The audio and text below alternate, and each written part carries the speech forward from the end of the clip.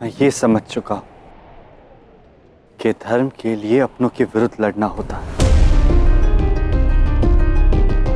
मुझे ये ज्ञान भी प्राप्त हो चुका है कि कोई कभी मरता नहीं, क्योंकि आत्मा अमर है। अब आपने मुझे ये भी समझा दिया कि बिना किसी चिंता और विचार के धर्म पर अटल रहकर किया गया कर्म ही कर्म होता है। नियति ने ये कर्म करने के लिए मुझे ही क्यों चुना? गांडीव मेरे पास ही क्यों है? हस्तिनापुर और इंद्रप्रस्थ का युवराज मैं क्यों? पितामह और गुरु द्रोण जैसे महानुभाव मेरे गुरु क्यों है? ये सब मेरे अपने क्यों है? केवल अर्जुन भावनाओं के वेग में क्यों बह रहा है माता? इनमें से कोई और क्यों नहीं? क्योंकि सब में सबसे अधिक मानवीय मूल्य अर्जुन में ही है। अर्जुन ही सबसे अधिक अबोध है। यहाँ अर्जुन के हृदय में ही सबसे अधिक प्रेम है, और इसलिए तो इस महान सनातन ज्ञान के प्रसार का माध्यम तुम बने हो पार्थ। मुझे बताओ पार्थ, ये ज्ञान मैं किसे दे रहा? इस नश्वर शरीर को तुम अपना किसे मान रहे हो? वो जो इस नश्वर शरीर से जुड़े। तुमने कहीं एक कर्म किया जिसके कारण आज तुम अर्जुन का रूप धारण करके यहाँ आए, इसलिए आज ये सब तुम्हें मिल गए। ये राज्य, ये अधिकार, ये परिवार, ये पितामह, ये गुरुद्रोह। अब यही अर्जुन कल किसी और शरीर में जन्म लेगा, तब कहाँ गया अधिकार? कहाँ गया राज? कहाँ गया हस्तिनापुर? पंच महाभूत, बुद्धि, अहंकार, उसके साथ मूल प्रकृति, 10 इंद्रियां, एक मन, 5 इंद्रियों के विषय अर्थात शब्द, स्पर्श, रूप, रस और गंध से बने हो तुम पार्थ। इसमें से ना कुछ लाए हो, ना कुछ लेके जाओगे। स्मरण रखना पार्थ, है परिवर्तन ही सत्य, झूठ सबका साथ है। ना कुछ खोया, ना कुछ पाया, रिक्त रहते हाथ हैं। यदि मनुष्य को ब्रह्म सत्य से अवगत कर दिया जाए, उसे कह दिया जाए ये धरती जिस पे तुम खड़े हो, जल, पवन, अग्नि, ये आकाश, ये तुम्हारा नहीं है, तो क्या मनुष्य इसका उपयोग करना छोड़ देगा? तो क्या मनुष्य श्वास नहीं लेगा? क्या जल नहीं पिएगा? क्या इस धरती पर नहीं चलेगा पार्थ? निश्चित रूप से चलेगा। श्वास भी लेगा, जल भी पिएगा, अग्नि का भी उपयोग करेगा, आकाश का भी उपयोग करेगा। अर्थात इसकी रचना हर एक प्राणी के लिए की गई थी ना, किसी एक के लिए नहीं। और मनुष्य इसी अज्ञानता में फंसा रहता है, इसी अनभिज्ञता में फंसा रहता है।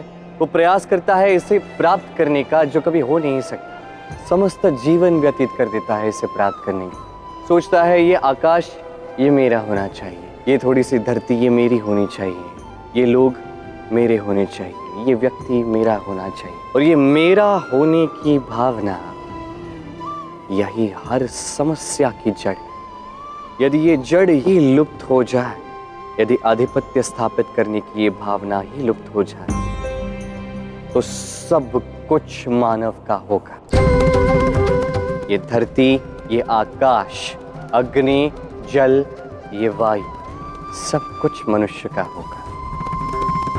बस कई बार इस नैसर्गिक सुख को भौतिक सुख के साथ लोग मिला देते हैं, इसका मिश्रण करते हैं, तत्पश्चात चेष्टा करते हैं कि वो इसे प्राप्त कर लें। और इसके पश्चात पता है क्या होता है अर्जुन? केवल एक छोटा सा भाग प्राप्त होता है, जबकि ये रचना तो अत्यंत दिव्य और भव्य है। मनुष्य यही करता है और इसीलिए आजीवन वो असंतुष्ट रहता है, अप्रसन्न रहता है। माधव, आपकी बातें मेरे समझ के परे। ये कैसे संभव है कि कोई अपनों को अपना ना माने? ये ज्ञान जितना सरल लगता है, इसे आचरण में लाना उतना ही कठिन है पार्थ। क्योंकि मनुष्य ने तो बालपन से अपने जन्म से यही देखा है, मैं और मेरा की ये भावना। इसी के साथ सभी पले बड़े हैं, इसी के साथ सबकी पुष्टि हुई है और इसे त्यागने के लिए अत्यंत ज्ञान और साहस की आवश्यकता है पार्थ। इस ज्ञान को आचरण में लाने के लिए धैर्य की आवश्यकता है। इस ब्रह्मांड में स्वयं को देखने के लिए धैर्य की आवश्यकता है और यही मैं तुम्हें समझाने का प्रयास कर रहा हूं। अब उदाहरण से ही सही तुम्हें यह समझना होगा। असुर राज बाली का उदाहरण ले लो पार्थ।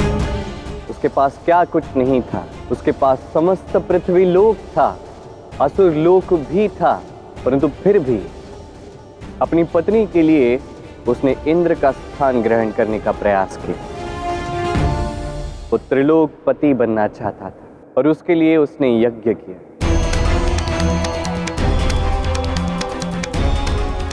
लालच व्यक्ति के विवेक को हर लेता है पार्थ। उस व्यक्ति को हम से मैं की ओर ले जाता है, इस मैं का वर्चस्व बढ़ाता है।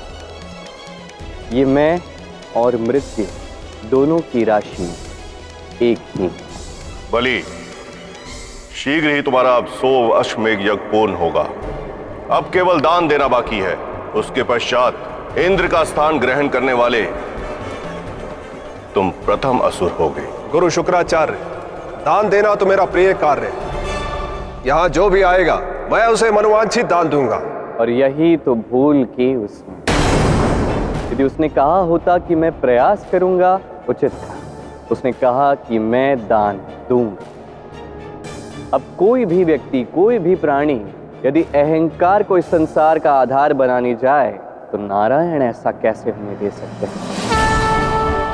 नारायण ने वामन अवतार धारण किया और वो पहुंचे बाली के पास ताकि वो दान से ही उसका अभिमान तोड़ सके। अब अपने वचन अनुसार क्या आप मुझे 3 पग की भूमि दान दे सकते हैं? रुक जाओ बलि, ये दान मत दो। मैं समझ गया, ये मेरे अनंत शत्रु नारायण का छल है। मैं अपने संकल्प से पीछे नहीं हट सकता। हे वामन अवतार नारायण, आप अपना दान लीजिए। मैं आपको 3 पग भूमि देता हूं।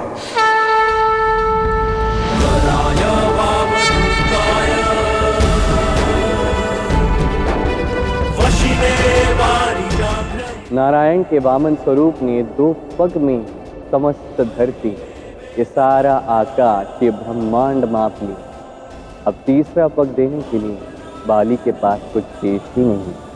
इतनी शक्ति और बल के कारण मैं अपने मद में चूर हो गया था, किंतु अब मैं समझ गया हूं। इस प्रकृति के गूढ़ रहस्य को समझने का प्रयास करो पार्थ। तुम हो क्या? तुम पंच महाभूतों से बने, इंद्रियों से बंधे हो, एक साधारण से मनुष्य हो। तुम्हारा अस्तित्व ही क्या? इस संसार में तुम ऐसा क्या लेके आए थे जिसे तुम अपना कह रहे हो पार्थ? ये प्रकृति अनंत है, असीमित है पार्थ, और तुम्हारा अस्तित्व इस सृष्टि के समक्ष एक कण मात्र है पार्थ। तुम स्वयं मुझे इसका उत्तर दो पार्थ। इस छोटे से नश्वर शरीर से इस सृष्टि का कितना भाग तुम ग्रहण कर सकते हो? कितनी पवन ग्रहण कर लोगे? कितना जल ग्रहण कर लोगे? कितनी अग्नि भोग सकते हो? कितनी धरती पे अपना आधिपत्य स्थापित कर सकते हो तुम पार्थ? केवल एक कण मात्र माथा है ना? किंतु यदि तुम इस मैं की भावना को त्याग दो, इस अहंकार को त्याग दो, तो ये समस्त विश्व तुम्हारा है। फिर तुम समस्त आकाश को भोग सकते हो, सारी अग्नि को भोग सकते हो, सारा जल ग्रहण कर सकते हो, सब तुम्हारा है पार्थ। और केवल ये पृथ्वी ही नहीं, इस समस्त ब्रह्मांड को तुम स्वयं के अस्तित्व में देख सकते हो। मैं समझ गया हूं माता। मैं केवल पंच तत्वों से बना और मेरे इंद्रियों के वश में हूं। यह भी सत्य है माता कि जब मैं यहां कुछ लेकर ही नहीं आया था, तो यहां से क्या लेकर जाऊंगा? जब मैं ही नहीं हूं तो मैं का अस्तित्व भी नहीं, तो किसे मैं अपना समझ रहा था? जब मैं ही नहीं हूं तो किन्हें मैं अपना भाई समझ रहा था? किन्हें मैं अपना गुरु समझ रहा था, किन्हें मैं अपना पितामह समझ रहा था। सत्य तो ये है कि यहां सब कुछ कर्म प्रधान, ये सब एक कर्म का चक्र है। मैंने जो किया वो कर्म था, मैं जो कर रहा हूं वो कर्म है, और जो मैं करूंगा वो भी केवल कर्म ही होगा।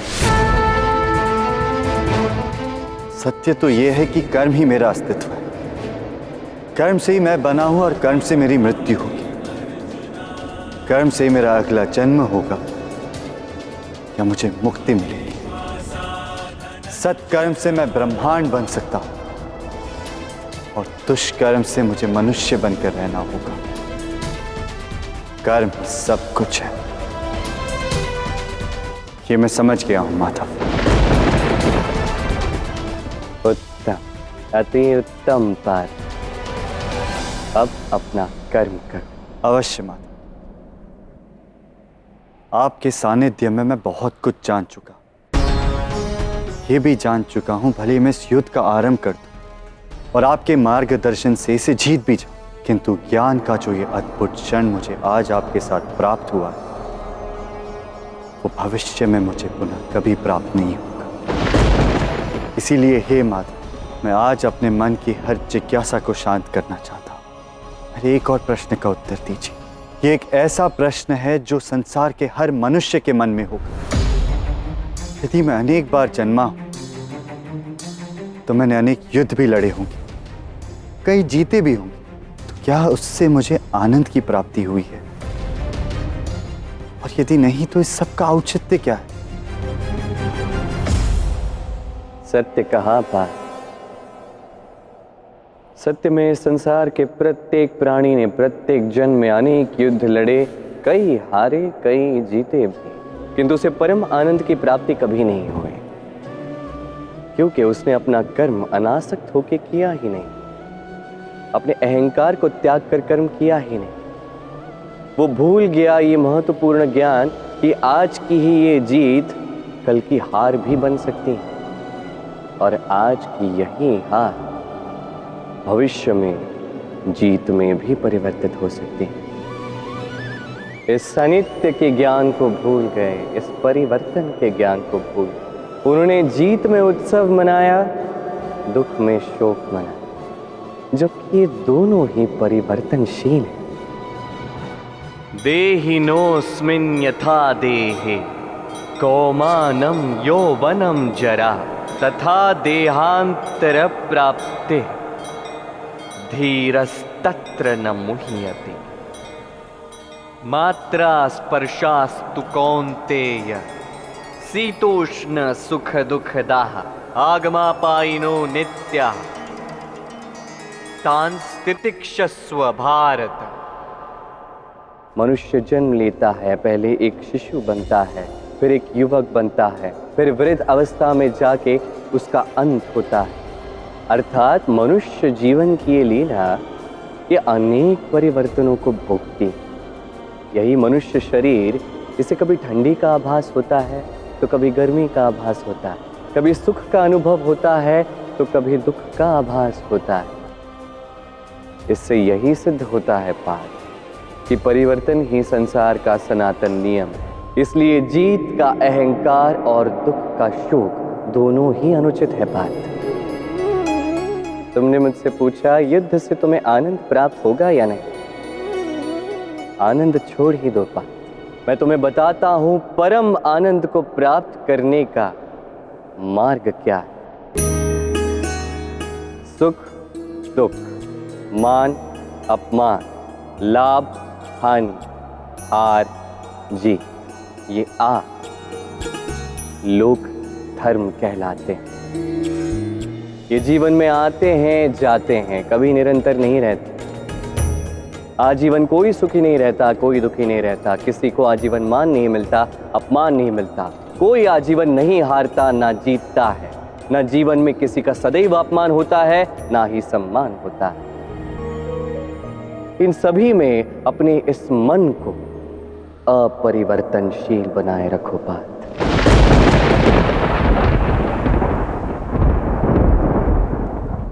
उत्क्रामन्तं स्थितं वापि भुञ्जानं वा गुणान्वितं विमूढ़ा नानुपश्यन्ति पश्यन्ति ज्ञानचक्षुषः। विमुढ़ मत बने रहो पार्थ, अपने नेत्र खोलो। जो सत्य है, जो अनित्य है, उसे अनित्य की भांति देखो। जो परिवर्तन है, उसे परिवर्तन की भांति ही देखो। अपने जीवन में परम आनंद को, मुक्ति को अपना लक्ष्य बनाओ। हे माधव, ऐसा लगता है कि जन्म जन्मांतर से मैं इस ज्ञान के लिए यात्रा कर रहा था, किंतु जब अब मुझे ये ज्ञान प्राप्त हो चुका है तो इस युद्ध की क्या आवश्यकता है? माधव, मेरे कर्म की ये यात्रा पूर्ण क्यों नहीं होती? क्योंकि ये ज्ञान केवल तुम्हारे लिए नहीं पार्थ, इस समस्त ब्रह्मांड के लिए ये ज्ञान सभी को मिल रहा है पार्थ, ताकि केवल तुम ही नहीं, इस सृष्टि का हर एक प्राणी अपने जीवन का उद्धार कर सके। पार्थ, तुम तो वो दिव्य माध्यम हो जिसके कारण, जिसके माध्यम से ये सनातन ज्ञान इस संसार में प्रवाहित हो रहा है। और ये ज्ञान अर्जित करना, इस ज्ञान की प्राप्ति ही तुम्हारा लक्ष्य नहीं है। तुम्हें अब इस ज्ञान को जीना है। ये युद्ध इसी ज्ञान के आधार पर तुम्हें लड़ना है पार्थ।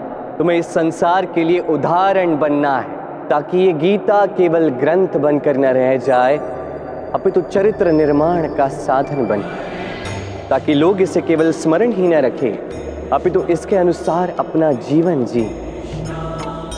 क्योंकि गीता का पाठ करने से मुक्ति मिलेगी, किंतु इसे आत्मसात करने से मनुष्य को सद्गति प्राप्त होगी। अद्भुत माधव, आज मेरे मन के हर प्रश्न का उत्तर मुझे मिल गया, किंतु एक अंतिम जिज्ञासा मेरे मन में और है।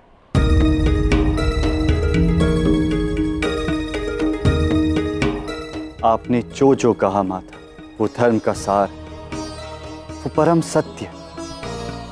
वैसे तो आपकी कही हर बात, हर तर्क में समझ चुका, किंतु जो कथाएं आपने उदाहरण के लिए मुझे सुनाई, वो विभिन्न युगों से प्रतीत होती है।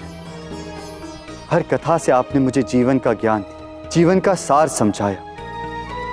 आपने मुझे नारायण की कहानी, नरसिंहा की कहानी, एक श्री राम की कहानी, तो एक राजा हरिश्चंद्र की कहानी, इससे आपने मुझे जीवन परिवर्तन के विषय में समझा तो दिया। कृपा कर मुझे क्षमा करें माता, किंतु अब आप मुझे ये समझाइए कि इन कहानियों में परस्पर संबंध क्या है, कैसे है? ये कहानियां तो विभिन्न युगों की प्रतीत होती है, तो आपको इन कहानियों का ज्ञान कैसे? त्रेता हो या द्वापर या कली, आपको हर युग का ज्ञान कैसे? बताइए माधव, ताकि कल संसार ये ना कहे कि कृष्ण को सारा ज्ञान था, किंतु हम उस ज्ञान को क्यों माने? कृष्ण के गीता को हम धर्म का सार क्यों माने? भले ही ये ज्ञान उचित है, योग्य है, हितकारी है, किंतु क्या ये ज्ञान सत्य है? किस आधार पर हम इसे सत्य माने? किस आधार पर कृष्ण कहते हैं कि हर युग में ये ज्ञान एक बार जागता है?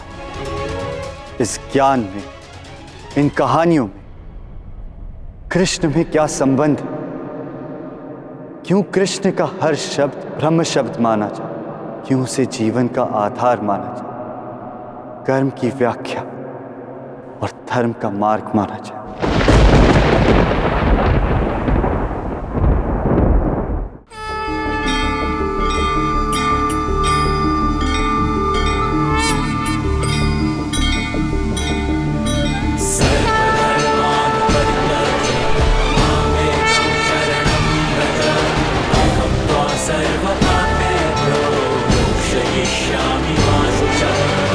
आप सत्य में कौन है माता? कृपा कर इस दास को अपना सत्य रूप दिखाइए।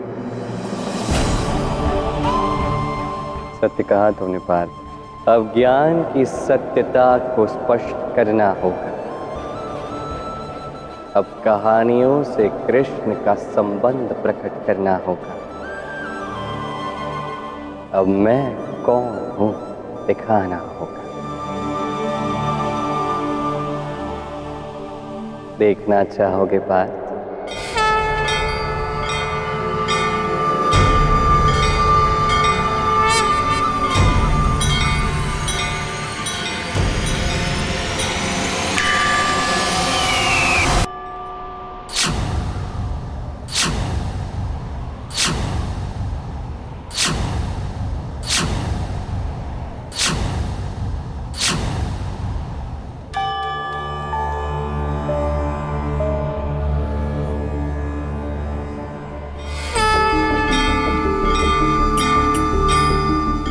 समय आ गया है कि तुम मेरा वास्तविक रूप, सत्य स्वरूप देख लो।